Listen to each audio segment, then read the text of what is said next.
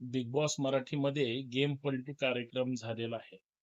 म्हणजे big boss Marathi season 6 आणि इथं ट्विस्ट फिक्स आहे इथपर्यंत ठीक आहे. परंतु फार मोठा गोंधळ म्हणजे ज्यावेळेस टॉप 6 त्या ठिकाणी राहिले होते आणि अचानक ज्यावेळेस एक स्पर्धक बाहेर पडला आणि ज्याच्यामुळं सगळ्यांना धक्का बसला होता.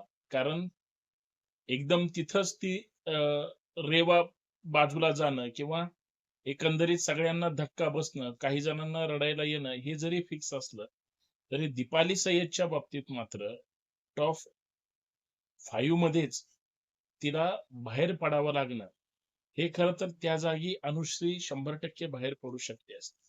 कारण दीपाली ही एक स्ट्रॉंग कन्टेस्टंट होतीच, स्पर्धक होतीच.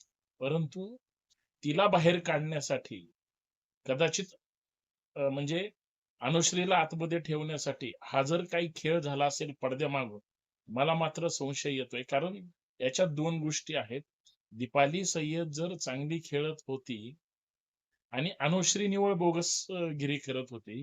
म्हणजे विशालच्या जीवावर ती फक्त जर गेममध्ये राहण्यासाठी किंवा एकंदरीत सगळ्या गोष्टी जर पाहिल्या, तर तिच्या फक्त म्हणजे असा काही स्ट्रॉंग गेम आहे, कोणीतरी मतदान करतंय, तिला वोट करतंय म्हणून ती जर घरात असेल, तर मग तिनं कुठला टास्क सक्सेसफुल केला हा सुद्धा संशोधनाचा विषय.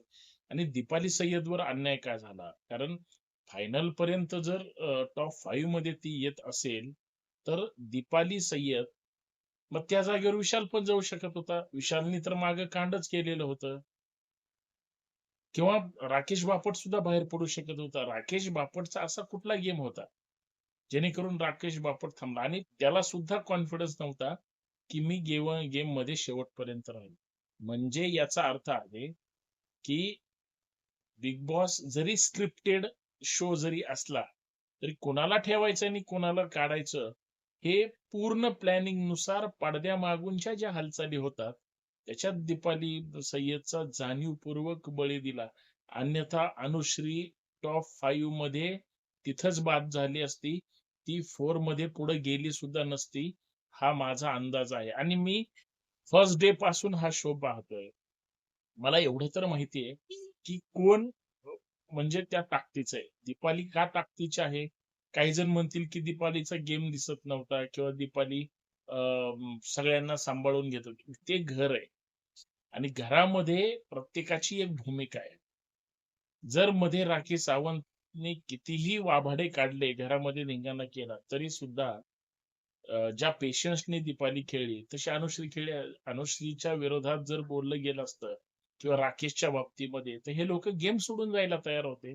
मग गेम सोडून जाणारे गेममध्ये जर चिटकून बसत असतील, तर या सगळ्या लोकांचा खोटारडेपणा हा कुणाला ठेवायचा आणि कुणाला काढायचा, या सुद्धा माध्यमातून समजून घेतला पाहिजे.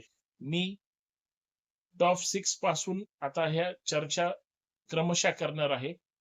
टॉप 4 मध्ये सुद्धा जे आलेले आहेत, त्यांच्यावर सुद्धा चर्चा करणार आहे. फायनल कोण जिंकणार, फायनल कोण जिंकतंय, हा मुद्दा सगळ्यांना माहिती आहे. परंतु अन्याय झालेल्यांच्या बाबतीत आपण या व्हिडिओच्या माध्यमातून चर्चाच केली पाहिजे. आणि दीपाली सय्यदला जाणीवपूर्वक बाहेर जर काढलं जात असेल, तर हे दुर्दैवी आहे. पुढची व्हिडिओ नक्की बघा आणि शिवाजी व्लॉग हे YouTube चॅनल नक्की सबस्क्राईब करा. धन्यवाद. Big boss, big boss, big boss.